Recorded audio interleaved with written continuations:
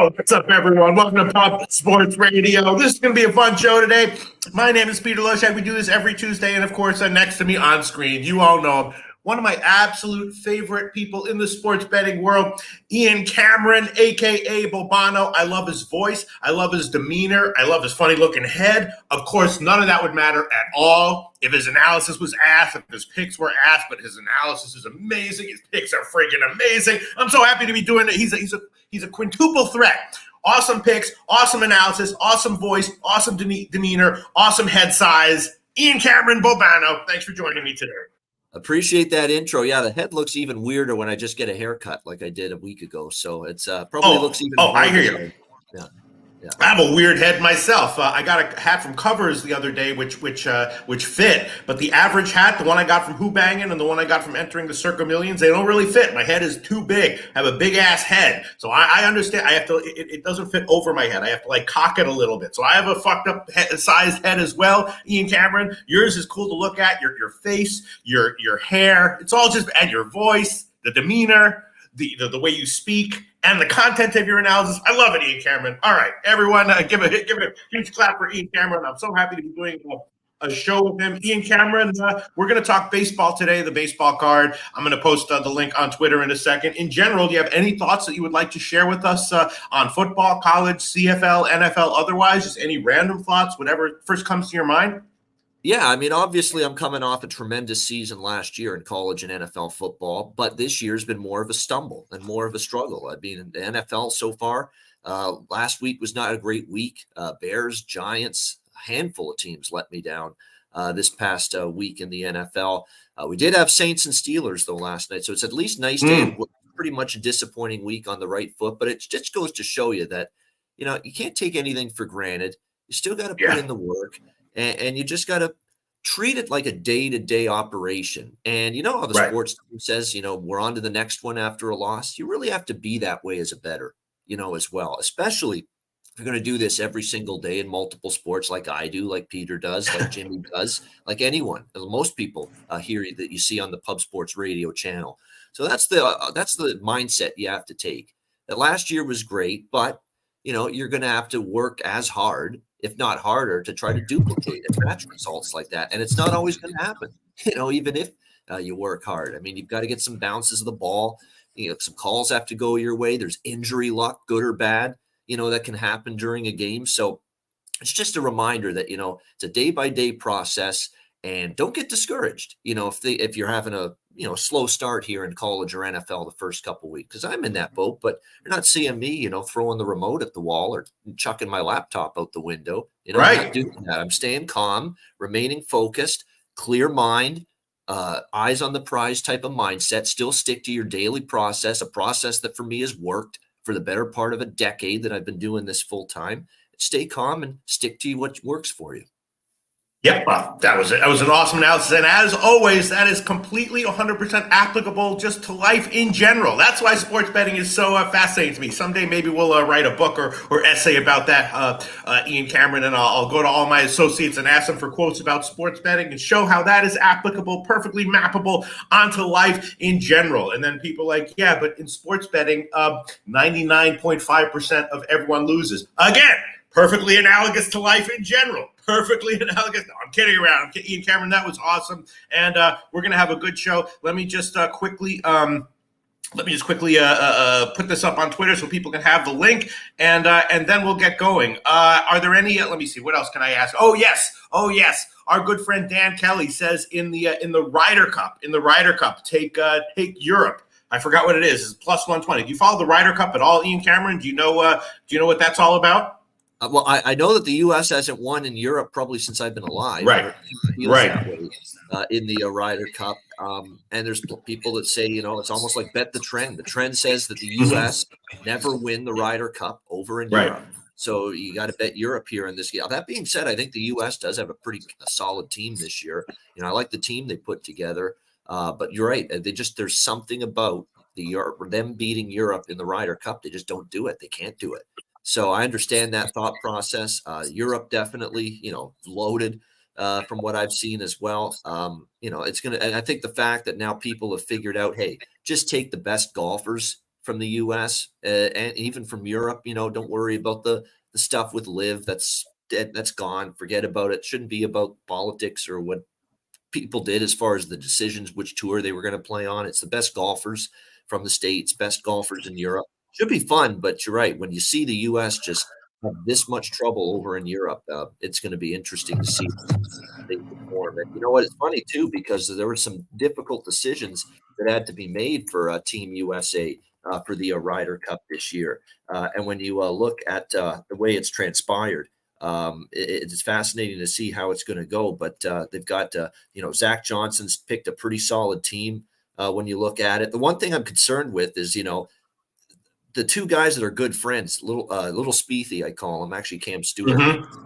That from him, Jordan Spieth and Justin Thomas.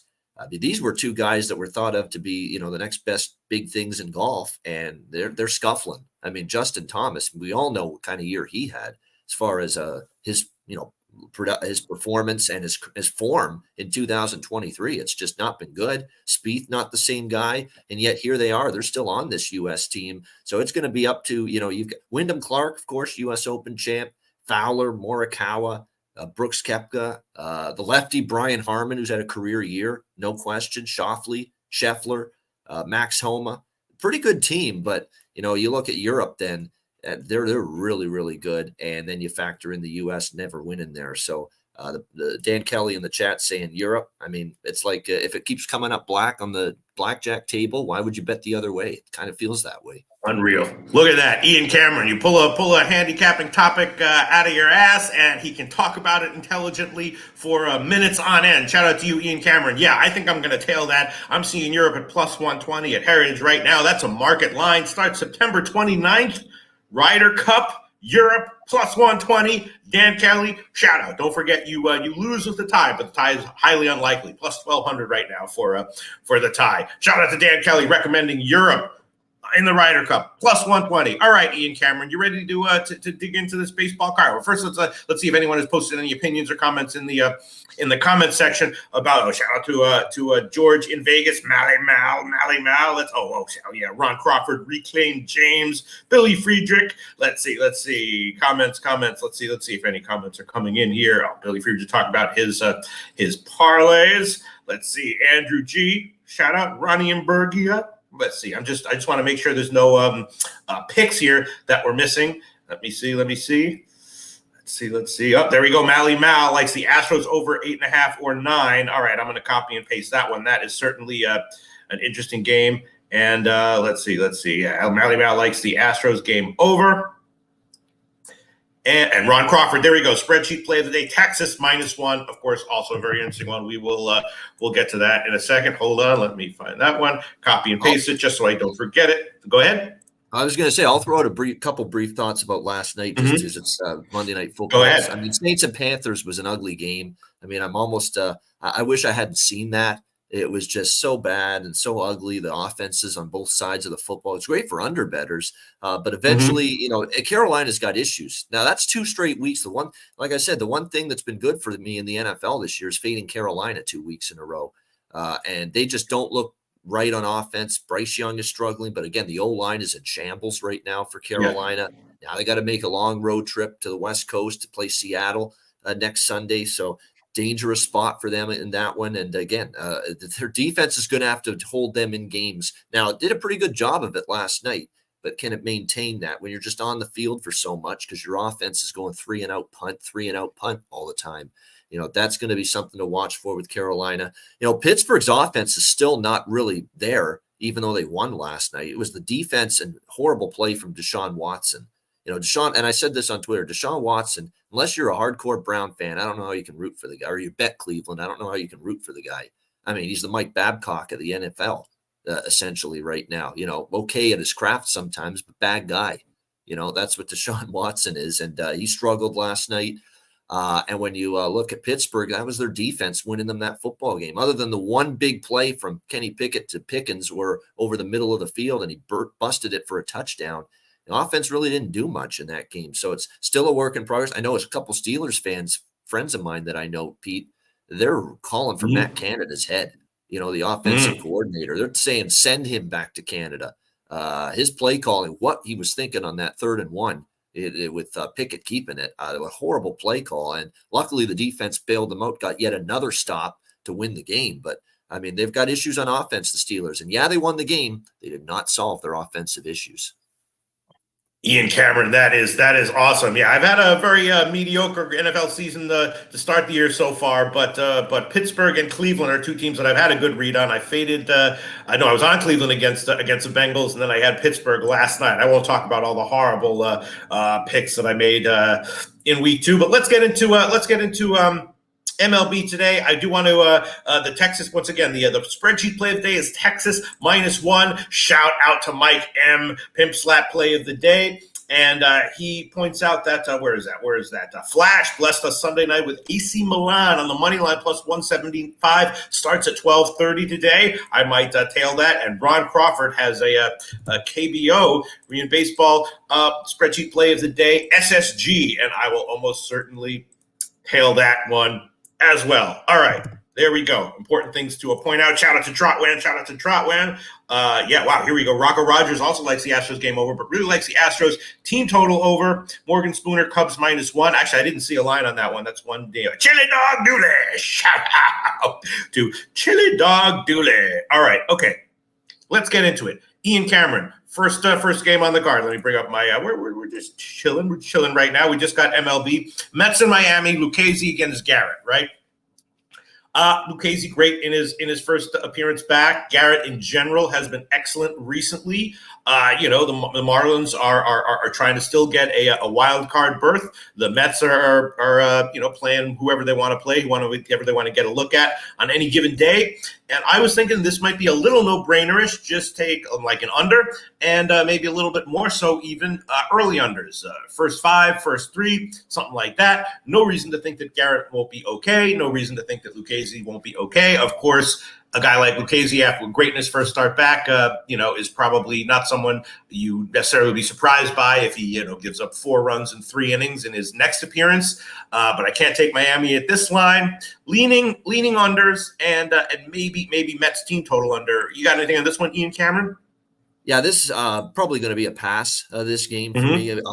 For as high volume as everybody knows that I am, we're normally in the middle of the MLB season. Most of the MLB season, so I can have upwards of 10 or 12 bets, on an MLB card, sides and totals. But this time of year, I do try to be a little more selective. It's teams that are just in spots where there's a lot of teams that are battling for playoff spots, but you got to lay a premium with them in a situation where if you're taking Seattle, Texas, and Houston every day just because they need the wins, they need the games, you're not doing too well because these are some inconsistent teams right now with the way they're all playing. This one here, you got 2 teams that are out of it. So, technically, difficult situation to read here. Lucchesi's been very good. Wait. Miami's still battling, though, aren't they? For a wild card berth, I mean. Yeah, Miami is. Mets are out. Yeah, Miami is. Miami's still battling for the wild card. They're priced like it. Garrett's been good. Garrett's given up just 2 runs in his last 3 starts. He's been very, very good for the Miami Marlins, giving them a chance. Lucchesi's been good too. And you mentioned liking the under. Last start against the Arizona Diamondbacks, 1 run, 5 hits, 7 innings.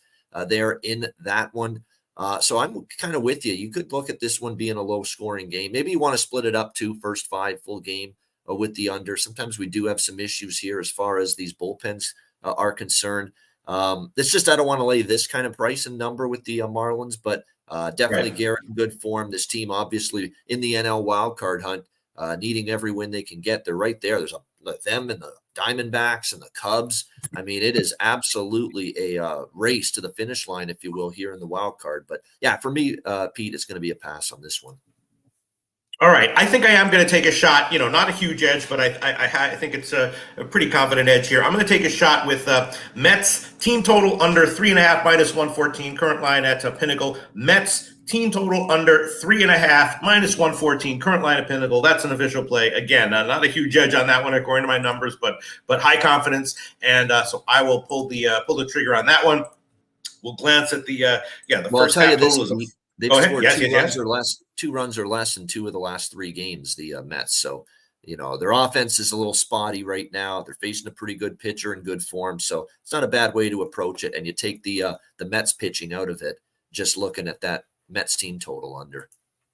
Right. But I'm not. I wish some of our like Sharpie was here or something. But I'm also kind of liking the first 5 under as well. At we can get 4+ money or 4.5 at -120 or so. That's also something I'm looking pretty strong. I mean, my numbers like it. It just makes me a little bit nervous because of there's low confidence associated with Lucchesi, and of course Miami has been tearing the cover off the ball recently at home. So I'm going to hold off on that one. But my numbers like that one as well. Let's see what else do we have here. Other comments coming in.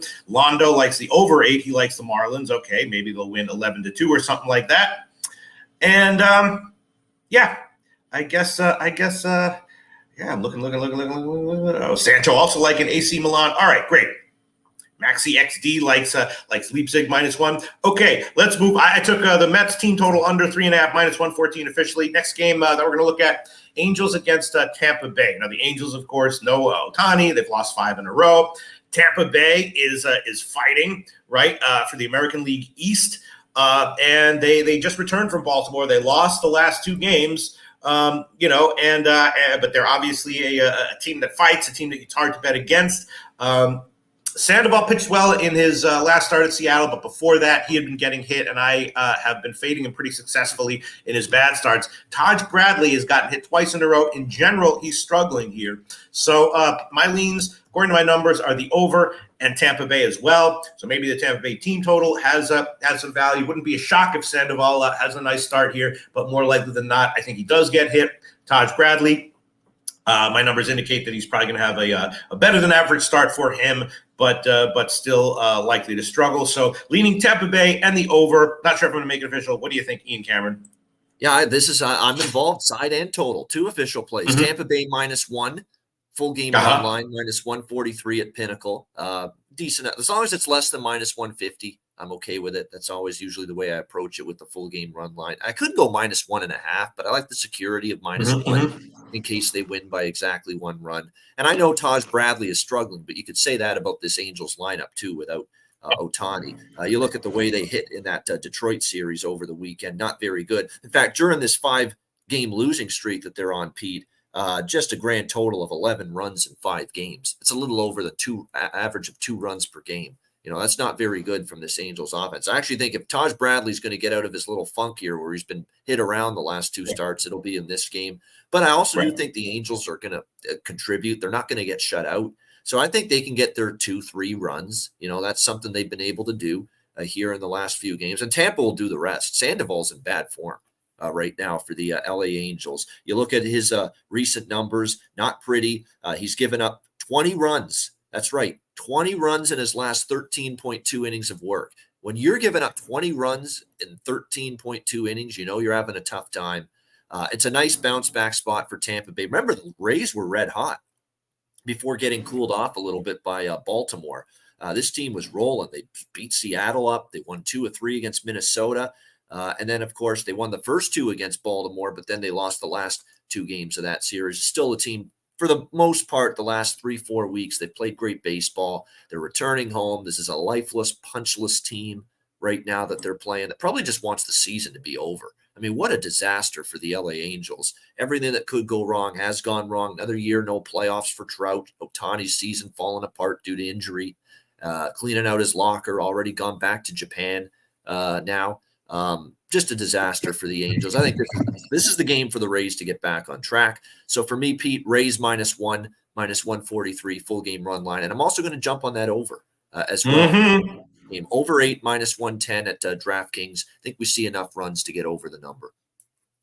I agree with you, Ian Cameron. All right. I haven't pulled the trigger yet, but I will add to my official card Rays -1, -143, current line at Pinnacle. Rays -1, -143. I am liking the over as well, as I said in the beginning, but I think maybe I will just do the team total over, I don't know, 4.5. You could go around and buy like Heritage, you get 4 -159, but 4.5 -109. That's kind of tempting. Pinnacle has 4.5, -112. The Rays team total over is what I'm thinking about here, and the first half team total over very tempting as well. 2.5. Yeah, Sandoval is very likely to struggle here, isn't he, Ian? I'm thinking about whether I want to take the full game or the first half, first 5. We Yeah, don't well, like Sandoval in this spot. The Tampa Bay bullpen is really good and has been really good for a Right. while. So there is some fear that the runs come early, maybe not so much late. There is some truth to that. That could be the case. I'm just more along the lines of if I like a total over or under, like 99% of the time, I'm going to just look at the full game, unless I Right. really, really fear. And for me, Pete, to go with the first five, it's got to be not just one bullpen that I'm weary of. It's both. Right. Both bullpens putting up zeros because look, the Angels bullpen is terrible. So that's why I still think the full game can get over. The Rays can probably score some. I don't know about the Angels scoring against the Rays bullpen, but I definitely think the Rays can do damage against that Angels bullpen. And by the way, with this Rays offense here, against left-handed pitching, how about 291 average, 7.4 runs per game versus southpaws versus lefties in the last 10 games for Tampa Bay. So they have been mashing against left-handed pitching. So, for me, Rays -1, -143, because I think Director 97's just wanting some clarification. It's Rays -1. Very important to note that for me. Rays -1, -143 at Pinnacle. Pete's on that same bet.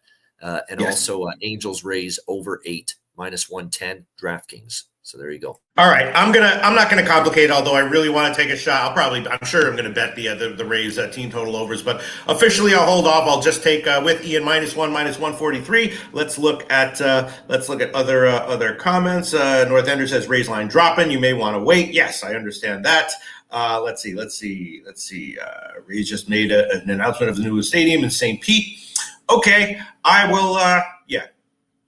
And Mally Mouse says, if Angels aren't hitting well, this is Bradley's spot. Yes, absolutely. My numbers indicate that he's likely to. Here we go. Pimp slap play of the day. Sandoval's entire career 0-12 after a game. He went 6 or more innings and had less than 4 strikeouts. Yeah, this is not a good spot for Sandoval. I will probably take. Pete, I normally don't add the team total when I'm already on the full game run line and the full game over. But this team total is only -112 at Pinnacle. Yeah, at 4.5. Team total over 4.5. So I'm gonna jump on that as well. Okay, that sounds good, Ian Cameron, and I will jump on. I'll jump on it with you. I will take the first 5 only, though. Team total over 2.5, -109. Your play is probably a better one, but who knows? Maybe they'll won't bat in the 9th. And so Rays first 5 team total over 2.5, -109. That's the current line at Pinnacle. And Ian Cameron is on the full game 4.5 at -12 at Pinnacle. All right, let's move on. Sandoval's, last thing on this game before we move on. Yeah. Sandoval's last 3 starts. You know what the opposition has scored, Pete, in the last 3 Sandoval starts? 8 for Seattle against Sandoval, 10 for Baltimore against Seattle, 9 for Oakland. Against Sandoval. So I think there's a good chance we can at least get 5 out of the Rays tonight. I agree with you, Ian Cameron. All right, next game on the card. This is a tough one. I think I'm going to pass on this one. Minnesota against Cincinnati. Cincinnati's a small home dog. I was leaning under. When I saw the line earlier, it was like 9, juice to the over. Maeda pitching well, not lights out, but very solid. And, of course, with Cincinnati, we're going to have an opener. Cruz is opening, and then Ben Lively, I saw, is expected to follow and get some innings. So that's a little bit tough there with Lively. Cincinnati, of course, is fighting for a wild card spot, and Minnesota is looks like they're going to get another division title.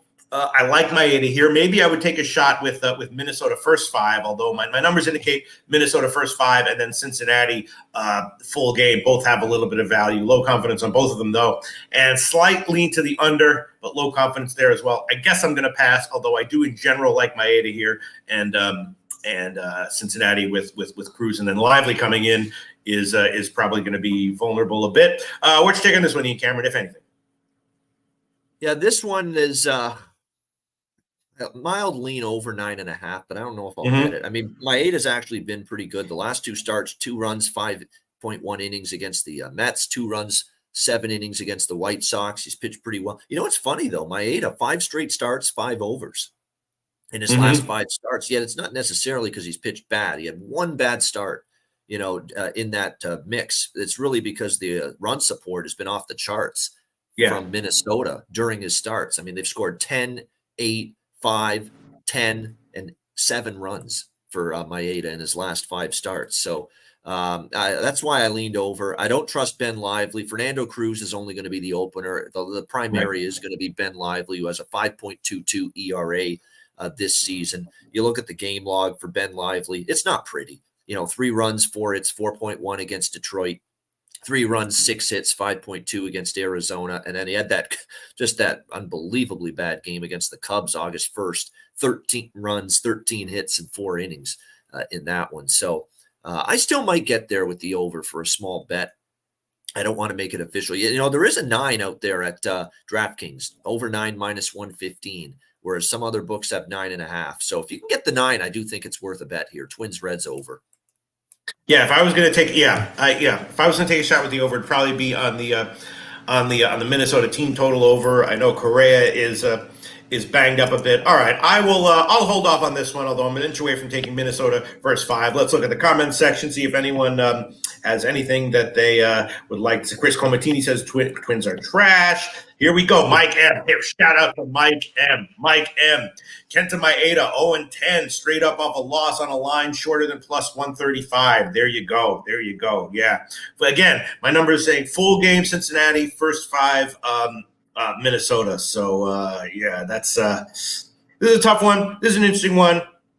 I think I'm going to hold off. Let's move on. Ian Cameron, next game, Toronto and the Yankees, another kind of a tough one, right? Kikuchi got hit in his last start, actually gotten hit a bit more recently, and Clark Schmidt for the Yanks, not awful, but not great. My numbers say mostly stay off on this one. If I had to get a free play on this one, I would say take the under, but I don't like that one, and it says don't bet it anyway. Toronto is also, trying to enhance their wild card positioning. But the Yankees are kind of, not pushovers anymore. They're a slight home dog here, at least last time I checked. I guess I'm going to pass on this one. Slight lean Yankees, slight lean under. So the Jays beat non-playoff teams. That's been their MO all year. When they're playing a non-playoff team, they're fine. When they're playing a good team that's going to be in the playoffs, they can't win worth a damn. That's been Toronto's seat. That's why they're in a position right now where they're fighting for their lives for a wild card spot. So in theory, this is supposed to be a team they can handle, but they've actually struggled with the Yankees this year. But I used the reason I didn't bet the Red Sox Jays series is because I didn't want Boston, but I didn't trust the Jays because even though the Jays have beaten non-playoff teams this year, they've struggled in their own division against the AL East, and especially against Boston, for much of the year, although they did sweep them once at Fenway. Same thing with the Yankees. They've struggled with the Yankees. I lean Jays. I don't want New York. I'm not taking New York. I don't want the Yankees here. Even though they won 2 or 3 against a bad Pittsburgh team, they have actually played spoiler. They're 6-2 their last 8 games. So, I was wondering to see if the Yankees would just fall apart and crumble and just be playing out the string and wanting to get the season over with. But they have won 6 of their last 8.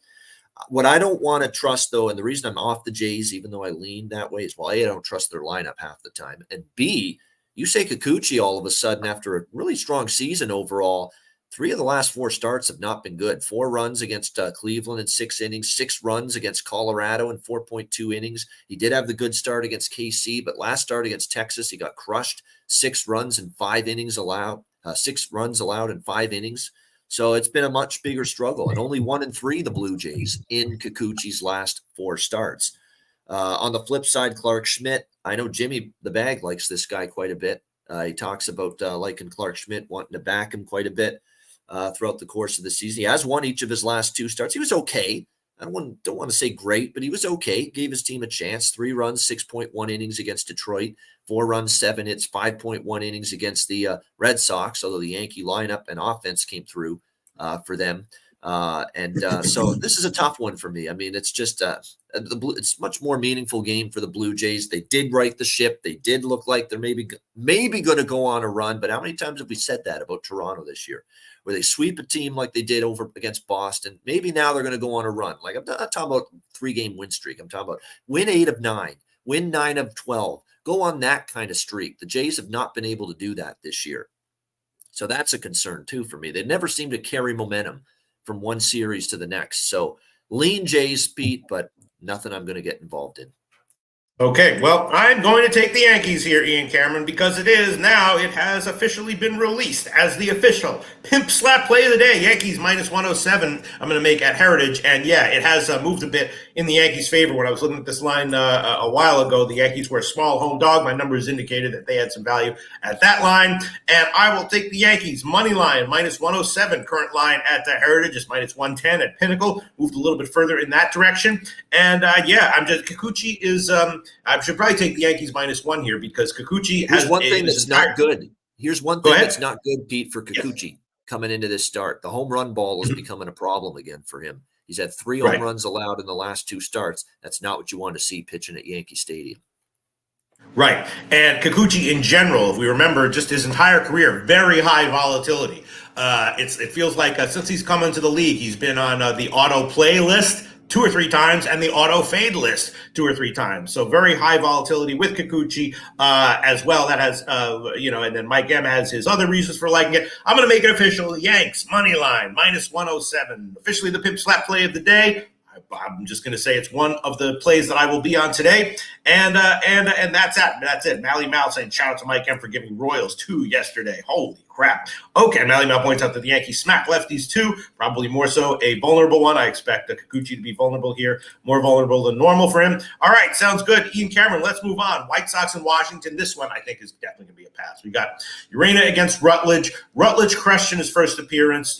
He's certainly better than that, but overall, I don't have him as rated very highly in the majors. Urena, coming over from Colorado, got hit in his last start. Still got strikeouts, though. Before that, he was decent. I'm guessing that he's going to be decent here. And based on my numbers here, very tiny lean to the under and to the White Sox, but definitely not going to bet either one of those. Very small lean to the Washington team total under as well. That's a bigger lean, but probably not going to take that one as well. You got anything here? Rutledge start making his second major league appearance today. I want to make sure I heard that. Did you say Nats team total under? Yeah. Wow, that's gutsy, Pete. If you like that, because not with my money and under for a team against Jose Urena. That's just not going to happen. He's not good. He is, to me, he's as bottom tier as it gets, I think, from a starting pitching perspective in baseball. I mean, I know he hasn't pitched since April, and he had a dreadful April. He was high on my fade list first month of the season, just came back, and here he is pitching. Now, I guess he was okay against Detroit, his first start back, September 9th. Then he faced a real lineup. Minnesota, and 6 runs, 7 hits, 6.1 innings. It was ugly for him. I mean, for me, I think over if I'm going to get involved in a game with Urena pitching. And Rutledge, I think there is some hope that Rutledge can be a solid prospect here for the Nats, but sometimes with young pitchers, it's going to take time, and that's not a good first impression. Pittsburgh of all teams, and you give up 7 runs, 10 hits, 3.2 innings. Not good. From Rutledge there in that game. I'm going to take over 9.5 here, minus 150. Okay. It was 10. I didn't love it at 10, but at 9.5, I'm going to get involved. It's just, look, we have one sample size from Rutledge. Maybe he'll be better this time around, but I got to see it before I believe it. Can only bet what you've seen, and what I saw was Rutledge get lit up by a lineup that's very, very erratic, Pittsburgh Pirates. And then Urena goes without saying how bad he's been. Not only this year, but last couple of years. I mean, he has just been bottom tier as far as starting pitchers in Major League Baseball are concerned. So for me, I'm going to go over 9.5 White Sox Nats. Yeah, no, I hear you. It's just based on his last 2 appearances. Yeah, I mean, no, you're right. I'm not going to touch this, Ian Cameron, because extremely low confidence, as I said, with the leans that my numbers said. But just going to shout it out there. All right, we got some other interesting opinions here coming in on the comments. Reclaim James says NPB Ass Eater play of the day. Hanshin Tigers minus 140. Grab it before the line moves. And let's see other comments here. Yeah, Eric Jones likes the Nats minus 110.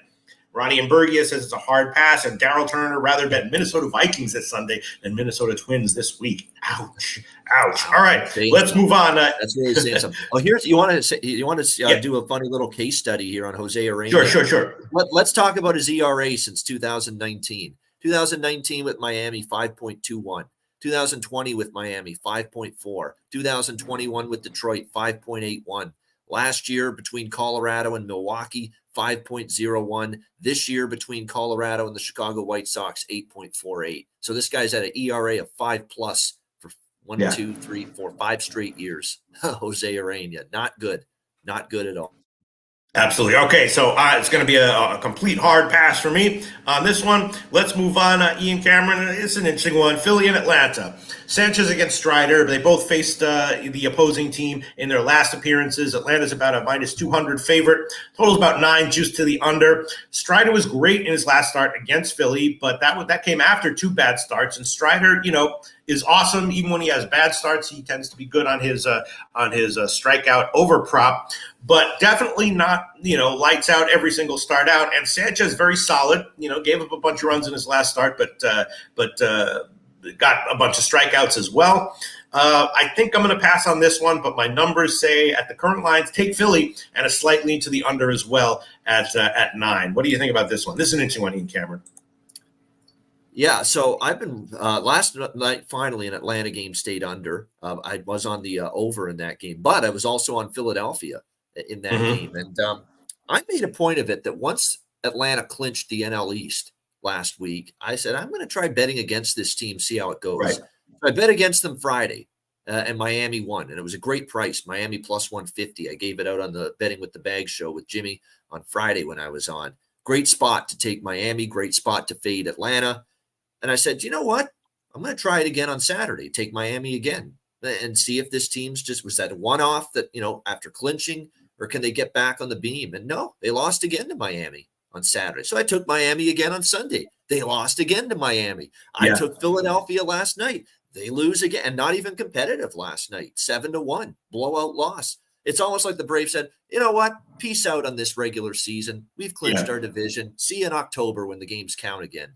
They really don't care. I'm convinced of it. I'm not seeing anybody. The Braves lineup is known for patience, good at bats. I'm seeing a lot of guys just swinging out of their cleats. I just think they want to get these games over with. I don't think they're too concerned about their regular season performance the rest of the year with everything clinched. So at this price, I have to take Philadelphia again. I'm going for the big plus money here on the Phillies in this game. Sanchez is a capable lefty. It's always scary when you're facing Atlanta's lineup, but Atlanta's lineup hasn't been so scary here these last couple of games. Just 3 runs in the last 2 games. And I like Sanchez. I think long-term, he's got potential here for this Phillies team. Now, he had a little bit of a rough go, like you said, against Atlanta the last time, but I think pitching against them a second time, and now they've clinched the division now. Remember, Atlanta was still trying to clinch the NL East at that time.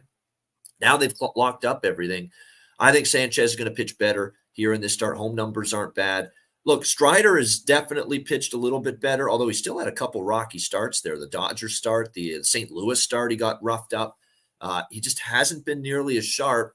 I think it's a very live dog here. I mean, to me, with Atlanta's disinterest that they have shown in the 4 games since they clinched the NL East, I think it's well worth your while to take Philadelphia here. Plus 188 at Bet Rivers is the best price out there, right? Or plus 190. We can do better than that. Plus 190 right now at Bet Online. I'm back on the Phillies, and I'm back fading the Braves for a 5th straight game since they clinched. Okay, so that's going to be official, Ian, right? Oh, absolutely. Yep. Okay, and you're writing down all your official plays, right? Correct, yep. Okay, good. I am going to go on this one with you, Ian Cameron, but I'm going to go for the even bigger score than you, even bigger balls than you, Ian Cameron. Philly, -1, plus 256 current line at Heritage. Wow. Philly, -1, plus 256 current line at Heritage. I don't have the balls to take -1.5 at plus 288, but I definitely have the balls to take -1 plus 256. What do you think of that, Ian? I think that's great. And look, they won by 6 last night, so you could have taken them -5. At a ridiculous number, and you would have cashed. But I don't know if they'll blow them out tonight. It'll probably be a closer game. But like I say, Atlanta, just to me, and the body language says it these last couple of games, it just look like they want October to get here. They want the meaningful baseball, postseason baseball to get here. I don't think they're too concerned about putting W's on the board right now. Pimp slap play of the day. Mike M likes the under in the Phillies game. My numbers like that as well. I think I'm going to hold off on that one, but my numbers definitely like that one as well. And the first five under. As of right now, I'm just going to take a shot with Philly -1. Definitely leaning under and first five under though. All right, let's move on. Next one, Pittsburgh and Cubs. But I didn't see a line for this one. I know Assad is supposed to start for the Cubs. Up until the start of the show, I didn't see a line at all. So I'm not sure if we can really talk about this. Let me see. Are you seeing a line for this game yet, Ian Cameron? I am seeing that undecided pitcher for Pittsburgh, although rumblings it'll be Bailey Falter, who's going to get the start here for Pittsburgh, 4.4 ERA on the season. And yes, Assad for the Cubs. I'm seeing around -155 to -160 for the Cubs, as home favorites here in this game. And I'd certainly be in. Now, the Cubs are struggling now. Let's be real. That was not a good series for them over the weekend. And they're clinging now to the last wild card spot. They're entering today, I believe, tied for the final wild card spot in the National League. So they need to right the ship. They lost 2 or 3 in Colorado. That can't happen. And then they got swept by Arizona. So that's 5 straight losses in a row for the Cubs. But this does feel like a bounce back spot for them. They're back home, at Wrigley Field. And let's be honest about the Cubs. They have played better at home this year than on the road. They have a 41-34 home record at Wrigley Field. They've got a guy on the mound in Javier Assad, who's been solid, 3.1 ERA. I haven't bet it yet because we don't have widely available lines, but Cubs -1, I am interested. Full game run. Right. I actually am seeing a line at Pinnacle now, Cubs -152, and the total is 9, juice to the under. So I haven't run any numbers, though. Can't really comment. My first just eyeballing it, I guess I'd be leaning under, and I guess I'd be leaning the side. I don't know. Definitely no opinion on that one as of right now, even eyeball. I'll make it official. I'll put this on my card. Cubs -1, -108 at Pinnacle. Okay. Ian Cameron taking the Cubs -1. What'd you say, -108? -108 with the juice. Yep. Okay. All right. Wow. All right. Yeah, it does feel like, the Cubs have definitely been struggling. I don't have much to say on this one. So I guess let's just move on. All right, Ian? Yep. Sounds good. Okay, Cleveland and KC. Cleveland has Logan Allen going, who's in general been a very good 5-6 inning pitcher this year off of 2 straight impressive road starts. And Cruz is supposed to be the opener for KC. Then we've got a bullpen day. Let me see who the Alec Marsh is supposed to be the guy who's the primary here. My numbers are like the over a little bit, KC a little bit, but the most bettable line is the over a little bit, Cleveland a little bit, and the most bettable line would have been the Cleveland team total over. Cleveland is a nice team. They can manufacture runs even in ballparks that aren't promising for runs, but this one it's going to look a little bit hot, a little bit of a wind out, and I haven't bet it yet, but my take on this game is slightly into Cleveland, slightly into the over, and Cleveland team total over is something that I'm thinking about pulling the trigger on. What do you think, Ian? This one I would lean over with Cleveland and Kansas City. Logan Allen's 3.6 ERA. We'll see how he fares here in this game. On the Kansas City side, it's only going to be Cruz at the very beginning for this game tonight, and then it's Alec Marsh going to be the primary. And Marsh is, actually Marsh, the last 2 times we've seen him in a bulk role, he's actually pitched okay. He had a really rough go, and now he's all of a sudden White Sox and Blue Jays last 2 outings. He gave up just 1 run in 4 innings. So we'll see how he fares tonight in this game. But I'm with you. Conceptually, I kind of lean with this game over the total. Cleveland is one of those. And Cleveland, too, the thing you factor in, we know Kansas City hasn't had a good bullpen for years, including this year. But this Cleveland bullpen is just nowhere near what it's been in years past. And right now, Cleveland's actually hitting at a pretty good clip. They scored 12 against Texas, 9 against Texas in 2 of the games this weekend when they swept the Rangers stunningly. And then last night, first game of the series, 6-4, but they end up losing. They give up 6, but they do score 4. Allen's been good the last 2, 1 run allowed in those outings. I think I'll pump the brakes with this as official play, but I do lean over. Yeah, and I would be leaning Cleveland as well, -1, -129. I guess I'll hold off for now as well. Let's look at Philly Eagle Flyer on Guardians run line. M. Sizza says Cleveland has momentum right now. And here we go. Mike M. Pimp Slap play of the day. Under. Ooh. Cleveland off a loss as a favorite versus a team with a strong outfield. 0-10 to the under by a margin of 3 runs to the under. Okay, there we go. Cleveland to the under. Rocco Rogers lights Ramirez, stolen base at plus 390. Sanchu, Guardians bounce back. Yeah, interesting stuff. All right, I'm gonna hold off on this one as well, Ian Cameron. Like you said, you really want to pick your spots and only bet baseball at this point in the year when you're really confident about what you're seeing or think you're seeing. Next game on the card: Milwaukee and St. Louis.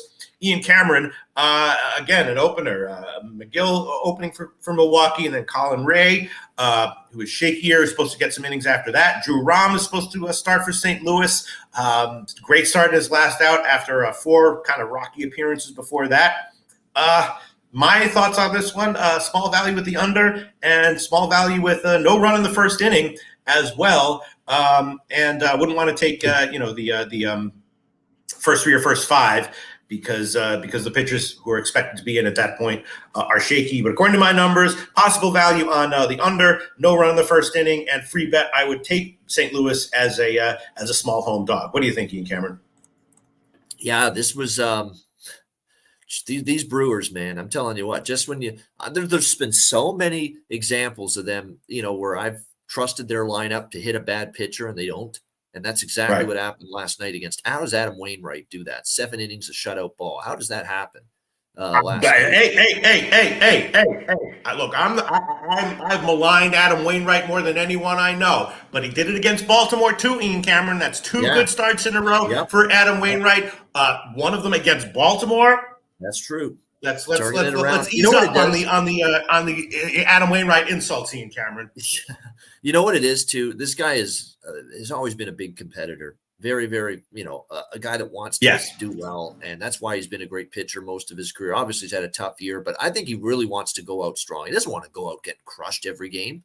And give him credit. He's found something here in the month of September, his final month. As a major. Remember, he's retiring at the end of this season, so he wants to go out strong and. Give him credit. He's pitched well. You're right, 2 straight games. But it goes to show you what Milwaukee sometimes can't do offensively. Don't forget, Patrick Corbin shut this lineup down. Hey! Even Patrick Corbin has redeemed himself. Well, not as much as Wainwright. Yeah, not as well as Wainwright in terms of recently, but still, that shouldn't happen. I'm done with Milwaukee trusting them right now until I see these bats come to life. I have no interest in them. I'm not the biggest fan of their starter tonight, Trevor McGill. In this outing for the Brewers. We'll see. I mean, he's going to be pretty much an opener, and then we're going to see, for the most part, Colin Ray. And Colin Ray has only got a 4.89 ERA. That's not great. That's not exactly bet on right there with a lineup that I don't trust. And look, St. Louis, let's give them a little credit here. They've played some tough baseball. They took 2 or 3 at Baltimore. Competitive with Philly. They probably could have won that series. They salvaged the final game. They beat Milwaukee last night.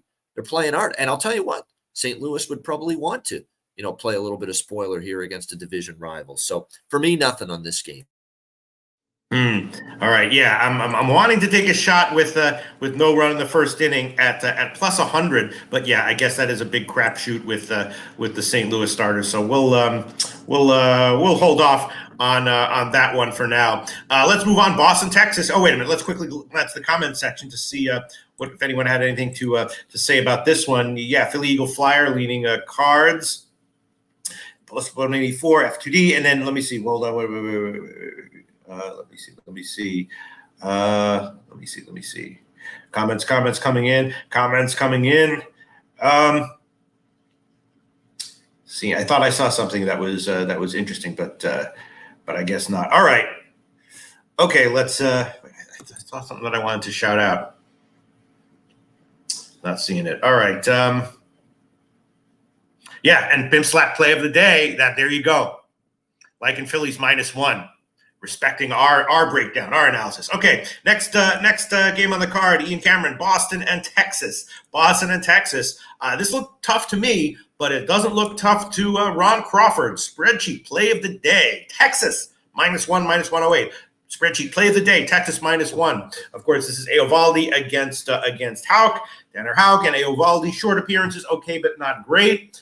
Didn't do that well in his first start back against Boston. Now, presumably, if you believe in that stuff, he's going to be going for some kind of revenge here. Houck, excellent in his last start, but got got hit before that. And, Rangers are getting better offensively, getting some guys back. It's a big favorite line, though. Not sure why he would love Texas that much. It's a big line here for Texas. My numbers actually indicated Boston had some value, but low confidence there. I guess it's going to be a pass for me. What do you have on this one, Ian? Let me see where this total is. Yeah, give me over 8.5 here. You're going to see a lot of the Texas bullpen here in this game. I mean, that's not a good bullpen, as we know. Because look at Eovaldi in the 3 starts. 1.1, Yeah. 2.1, 3.1 innings pitched. He has not pitched deep. That's a lot of Rangers bullpen, and that ain't a good pen, not in the least. So that means there could be some runs scored in this game. And even Eovaldi hasn't been great. 4 runs, 1.1 innings in his return against Houston from the injured list, and then 2 runs, 3 hits, 3.1 innings against Toronto in his last start. So I don't trust Eovaldi right now, and he's not going to be pitching deep anyway. You'll see a lot of a bad bullpen. Houck got roughed up before he pitched well against the Yankees, but before that, 5 runs allowed to Baltimore in 5.1 innings, 4 runs, 7 hits, 5 innings against Kansas City. 4 of Houck's last 5 starts have all gone over the total. 8.5 is a very reasonable number in my opinion. I know it stayed under last night, but I expect a different story tonight. Let's take Boston, Texas over 8.5. And I will go with that at, let me just bring up the line I got, -115 at PointsBet. Look at this. M. Sizza with some umpire information. He says Boston run line.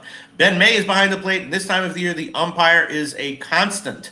So, he's like, I guess he's like in Boston +1.5, or is that -1.5? Right. Constantly bad. No. M. Sizza like in the Boston run line, but once again, the spreadsheet play of the day is Texas -1, and I will, and Ian Cameron leaning over. I'm gonna pass on this one for myself. Ian Cameron. Let's move on. Baltimore and Houston. Here we go. Gibson against Hunter Brown. Hunter Brown shut out Oakland in his last start. Actually, no hit him for 5 innings, but he had been getting hit before that, and Gibson, last start doesn't overwhelm you, but his last start was good. Before that, he had been getting hit.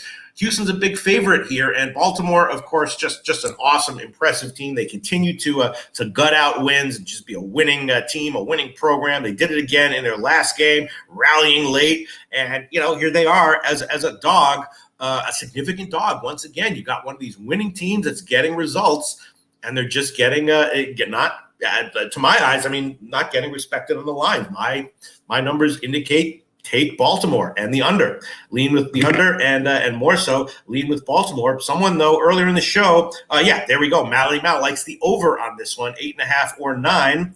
And I think I saw someone saying they like Houston -1 as a play as well. No, I'm not seeing that. But yeah, there you go. Mally Mal over 9.5 or 9 on this game. And someone else said that they would be leading over, but more so leading Houston team total over. So people expecting Houston to get to Gibson here.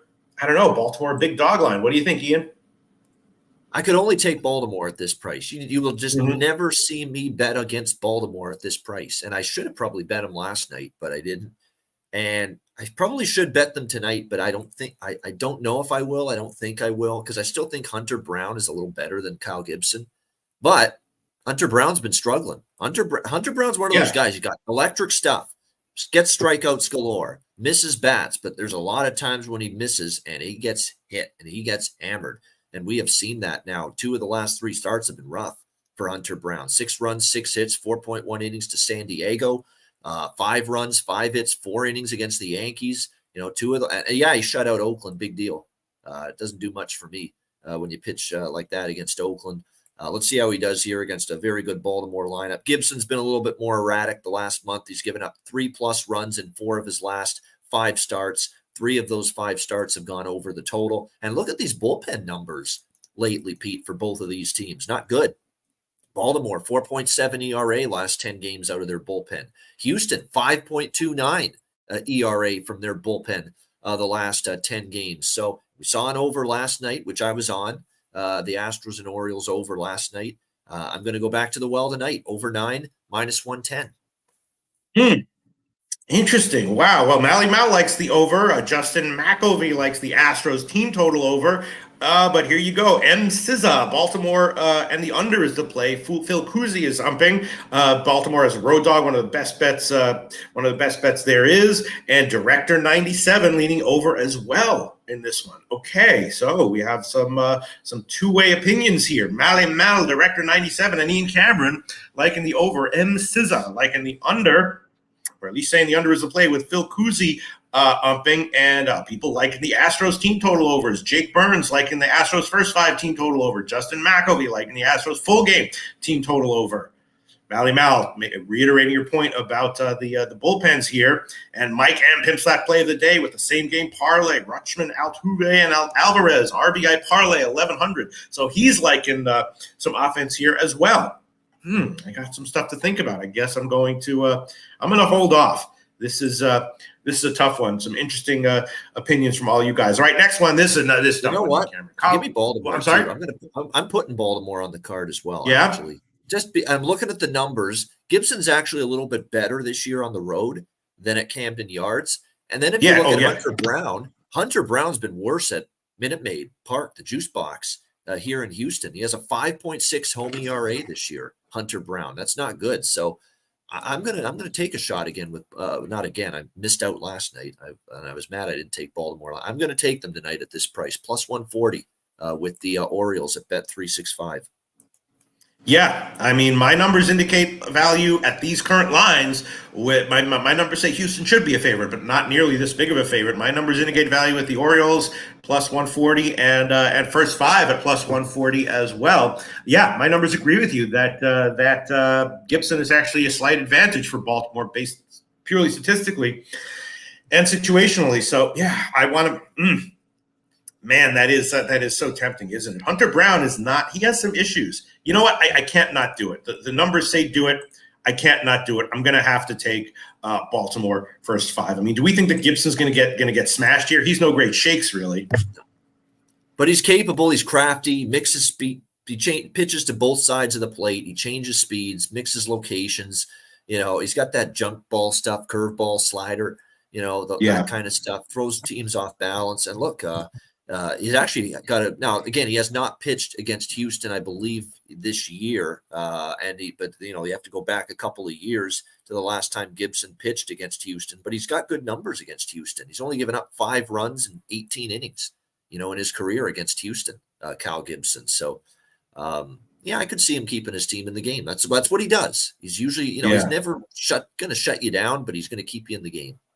Yeah, you know what? I'm going to hold off. I'm going to, if I lose, I want it to be with picks, and I'm absolutely 100% glad. Always conviction. Absolutely, Ian Cameron. All right, so let's move on. Next one, Colorado, San Diego. Here we go. Feltner returning for Colorado. Of course, he was hit on the head with a line drive. He wasn't doing well before he got injured, and then he came back and made some AAA rehab starts, some minor league rehab starts, which did go well. So what to expect from him here, not exactly sure. Snell has turned another corner. He's now close to lights out, game in and game out, and no reason to think that he won't throw another 6-inning, close to lights out appearance here against the Colorado lineup. The Padres, you see this a lot of, again, in life in general. The Padres were a team with a ton of talent, just had a very bad character and team makeup, and they fucked up their season. And now when it doesn't matter, suddenly they're starting to play well, get results, and win game in and game out. So my numbers do indicate that, all the associated plays with San Diego and with Snell have some value. San Diego first 5 -0.5, San Diego -1, Colorado first 5 team total under. All of that are plays that have a little bit of value, even at the current lines, according to my numbers. I definitely haven't bet them yet. Not sure if I'm going to, but it's an interesting spot, Ian, right? Yeah, it is. I mean, I'm kind of with you. I mean, it would be Padres -1.5, but I don't love home teams on the run line. But I can't make a case for Colorado. I'm not a Feltner fan. And 5.86 ERA, hasn't pitched well most of the season. San Diego is red hot right now, and it's funny. All the pressure's off, and now they're playing, playing good ball, and they've won 5 in a row. They've just dismantled opposing pitchers here the last 2 games, scoring 10 and 11.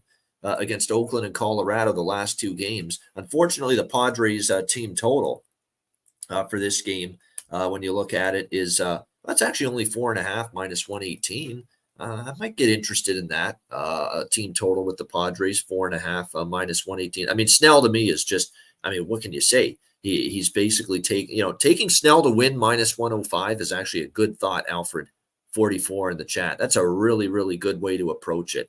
The pitcher win prop, when you're talking about a massive favorite like this, almost minus 300. All you need from Snell is to go at least 5 innings. That's always what you have to when you bet those pitcher win props. You got to see, are they giving you length? And lately, Snell has been doing that. He's the Padres are 4-0 in his last 4 starts, and he's pitched at least 6 innings in each of those starts, which means he's been in line for the win in all of those starts. So I like that look by Alfred. Snell to win minus 105. I think that's the best way to bet it. If you're going to take San Diego in any form tonight, I lean Padres team total and run line. I'm going to pass, but if you want to get involved in this game, that Snell to win minus 105. That's a good number, good price, and I think the best value for this team in this spot tonight. Yeah, not bad. A pitcher to record the win, Snell. That's a correct line. I'm seeing that right now at Heritage, minus 105. Yeah, because if the game goes according to plan, which is a 75% proposition roughly, then Snell gets the win almost all the time, right, Ian Cameron?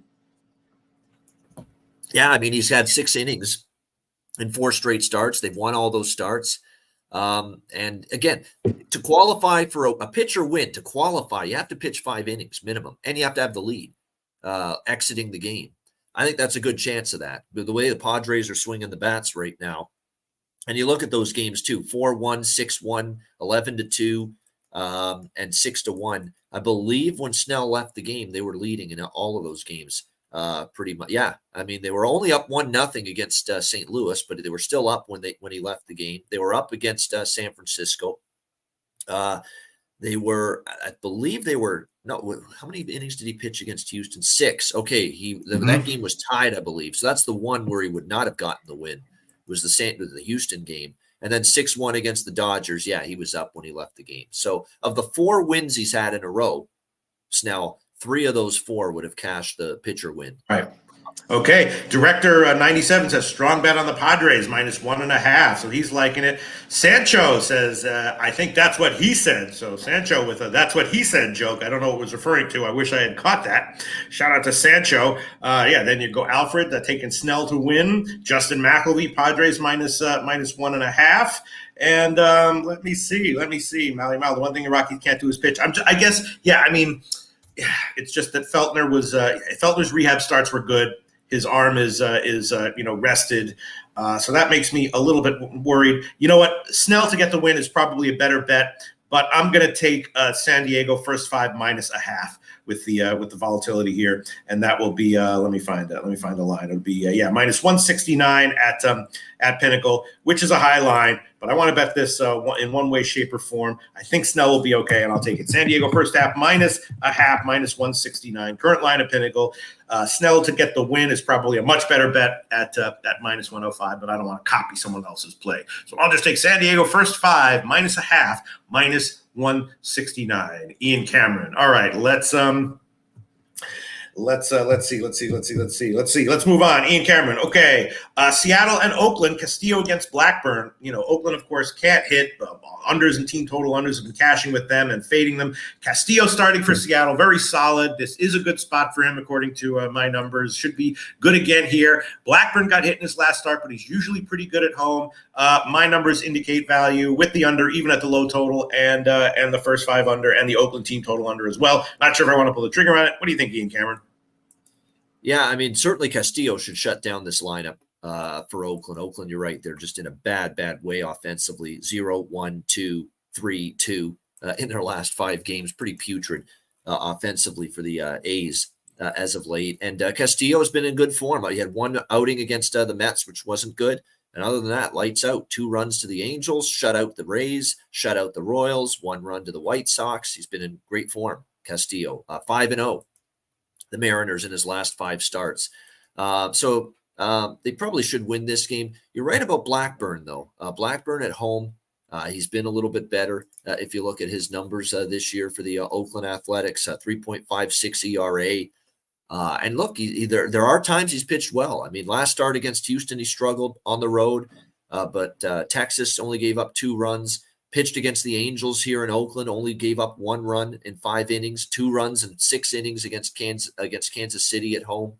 Now, Seattle's a little better lineup than those 2 teams, but Blackburn's still been decent here pitching in this ballpark. So this is a game I'm passing on. Seattle should win it. I certainly don't want to fade Castillo, who's been terrific, and I don't trust Oakland's lineup against them. But I'm also not going to be taking Seattle either at that price, even though I don't want to go against them. So it's a pass for me on the side. I think there is some truth to liking the under. I could see the under getting there in this game, but for me, nothing official. Yeah. Okay. And who was it? Someone. Wait. Where's that comment? Where's that comment here? I can't find the comment talking about the big guy. Yeah. The Padres first half -0.5. Even though my numbers say it's okay, it's starting. It makes me nervous. With a matchup like this and a spot like this, I was going to make a joke saying Padres +1.5 full game, -553 to make fun of my propensity for taking big favorites. But Rockies -1.5 at +390 might actually be the way to go, because I wouldn't be surprised if Feltner comes in and has a strong start. If Snell, for whatever reason, has one of his starts where he has bad control and gives up a bunch of runs, it might have been a mistake, Ian Cameron, giving San Diego first half -0.5, -169. But I guess we'll roll with it for now. This one, the Seattle game. Yeah, is there anything you want to make official, or you think that the market is too close to dead on with these lines?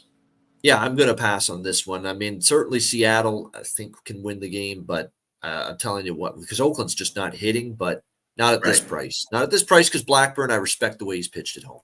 Yeah, for sure. And it is headed up. Earlier, I saw the line at +187 for Oakland, and now it's gone into the 190s, which is pretty surprising. So we'll see where it winds up. All right, Ian Cameron, 2 more games on the card. We got San Francisco and Arizona.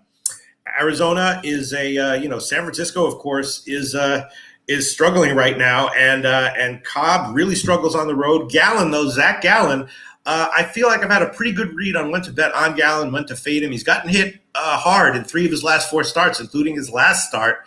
San Francisco really slumping out right now, and my numbers indicate maybe to take a shot with Arizona here, and because of the high volatility associated with Gallen, it would be, again, a -1 line. But, is San Francisco going to turn things around here? And what do we expect from Gallen and Cobb? Traditionally, Cobb, of course, an auto fade on the road. What do you think, Ian? Yeah, I mean, when I look at this, San Francisco's not a team I want to back. They're just they're falling out of it. I know they're only 2.5 games back. So if they can get on a roll, they can probably hang around and maybe still have a chance. But I don't know if that's going to happen. I mean, you lose 3 of 4 in Colorado. That's not good at all. And that's not the sign of a team I'm really rushing to back here in this spot. And you look at certainly Zach Gallen, you're right. 3 of his last 4 starts, not good. Now 2 of those were on the road, where we know he's been noticeably worse all season. But there was one bad start in Arizona where he's really been good this year, and that was against Baltimore. He gave up 5 runs, 8 hits, 5.1 innings at home against the Orioles. Still, the overall numbers at home, 2.18 ERA, still pretty damn good as far as his numbers here at home. And look, Diamondbacks are in good form again, sweeping the Cubs over the weekend, feeling good about themselves, no question. So I don't know if I'll get to the window here with Arizona, but I certainly lean in that direction. I know Cobb can be a capable pitcher, and he's projected to be the starter. His start was pushed back to today. And if you look at 3 of his last 4 starts, he's actually been pretty good, and to the point where I don't think I'm going to bet Arizona, but I do lean in that direction. Yeah, and Gallen did throw in one of a great 9-inning start in that mix, but it was at Wrigley, and yes, it was one of the it was a 1-0 game where the total on the game was 7, so it was very promising for good pitching conditions in that game, and he certainly benefited from that. So even going again, even at home, even though San Francisco's been struggling, I wouldn't want to take him here. So yeah, I would maybe be thinking about a shot with the over though. But I think I'm going to hold off on that. Let's glance at the comments section, see what anyone has to say. Alfred 44, Giants bats aren't getting it done. Gallen's at home. I'd take Arizona. Londo said I'd lean over in the Giants game. That's what I would lean to as well. Rocco Rogers expecting a good start from Snell. And let's see. Pimp slap play of the day. Diaz RBI priced at plus 300. Okay, I guess let's move on. Ian Cameron. The last game on the card is Detroit at the Dodgers. The Dodgers are a huge favorite, of course. Faedo is supposed to be the primary guy for the Dodgers, and then Ryan Pepiot is supposed to be starting for LA. And he has he's been all right. He's gotten some good results overall. His last start was against San Diego, which was a little bit tough. He gave a couple of home runs, gave a bunch of runs, but before that, he was stringing together excellent start after excellent start. I don't know if I can pull the trigger on the Dodgers at this line, though. Do you have anything on this one? I think it's gonna be a pass for me. I'll tell you what, these two pitchers, and it's going to be obviously Diaz as the opener for the Tigers, but the primary is going to be Alex Faedo. Alex Faedo's actually really been good lately. If you look at his numbers, he's worked primarily in a bulk relief role as a primary. Last two appearances against the White Sox and the Reds, 5 innings, no runs allowed, 6 strikeouts, 1 hit. So Faedo's been in good form here, and he's going to get the majority of the innings here for Detroit. But you can say the same thing about Ryan Pepiot here for the LA Dodgers. 0.86 ERA in his 4 appearances this season. You look at what he's done lately, very, very solid stuff. And no runs allowed against Miami, no runs allowed against Arizona. Last start, he gave up a 4-run 6-inning appearance against San Diego on September 13th. For the most part, Pepiot's been pretty good. Dodgers won last night. Dodgers probably don't want to go against them here. But as much as I like the over last night, total's 9 tonight. It was 8 last night, the total. And now it's 9 with, Faedo's going to be the bulk pitcher. He's pitched pretty well lately. And Pepiot, more good than bad. I don't know if I'd be jumping at the over at 9 tonight. I'd lean the other way, under. Okay, but it's going to be a pass for you officially. Yes, going to be a pass. Yeah, pass for me as well. Let's see what we got. Director 97 says pass for me. Strong favorite Dodgers minus 1.5. King Al says what's the low hanging fruit, Pete? I think the low hanging fruit. I think it might be. I don't know, man. I think it might be just the Rays to roll. The Angels don't have much. Sandoval is likely to be vulnerable here. We all think. I think that might be it. It's a little juicy, but I think maybe Rays -1 at -143, which Ian Cameron and I both took. The line might be dropping. Someone was saying, so maybe you get a better line soon, but that might be just low-hanging fruit. Tampa Bay Rays, an awesome team at home, going up against a vulnerable team, a vulnerable starting pitcher in a playoff race, and the Rays -1. I think that might count as relatively low-hanging fruit. King Al. Pimp slap play of the day. AC Milan, money line, +180 or pick 'em -110. A bunch of Champions League's opinions from Mike M. Pimp slap play of the day. And let's go over our official plays that we've given out in this show, Ian Cameron. I gave out officially Mets, team total under 3.5 -114. Rays -1 -143. And the Rays first 5 team total over 2.5 -109.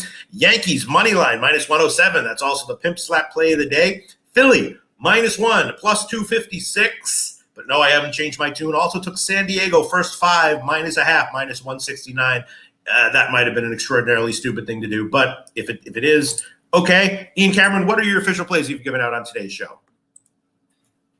All right, yeah, here we go. My card, we've got. I'm just counting it up. How I said I'd have less than 10 to 12 plays. But I ended up with 11. So there you go. I still ended up with 11. High volume Ian still strikes again here on a Pub Sports radio show. All right, here it is. Tampa Bay. Full game run line -1 -143. Tampa Bay team total over 4.5 -112. Tampa Bay, LA Angels, Tampa Bay over 8 -110. Minnesota, Cincinnati over 9 -115. Chicago White Sox, Washington over 9.5 -115. Philadelphia +190. Chicago Cubs -1 -108. Boston, Texas over 8.5 -115. Baltimore +140. Baltimore, Houston over 9 -110. And I did add San Diego Padres team total over 4.5 -118. Very simple. You look at during this win streak, 5 in a row, they've scored at least 5 runs in every game. I don't know if that changes tonight. And of course, they've got Snell on the mound behind them. So there you go. That's the official card.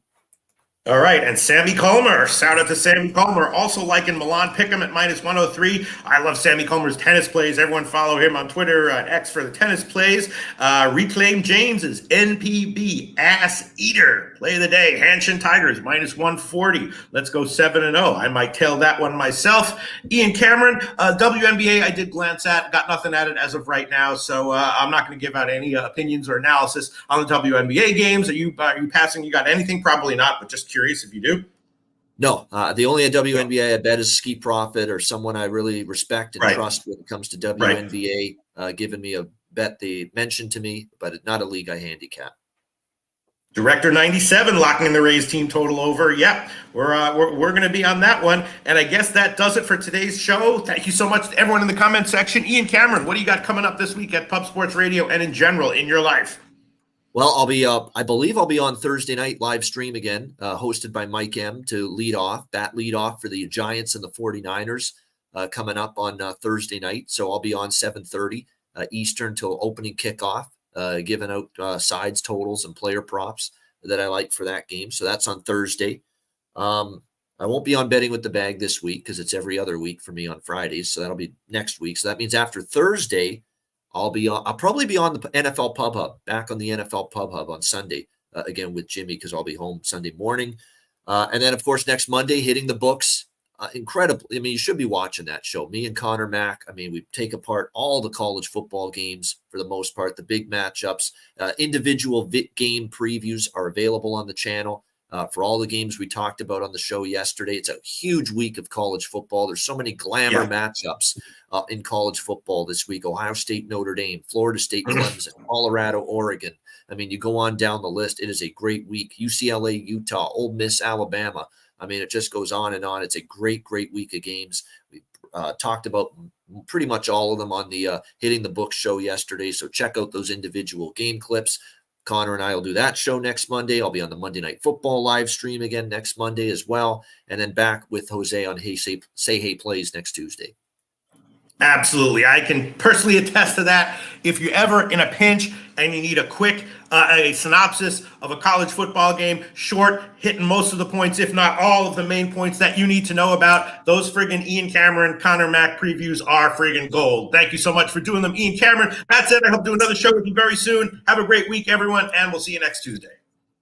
All right. Good, Pete. Great to be with you again. A great show. And thanks to everyone in the chat for watching. Hit that like button on the way out.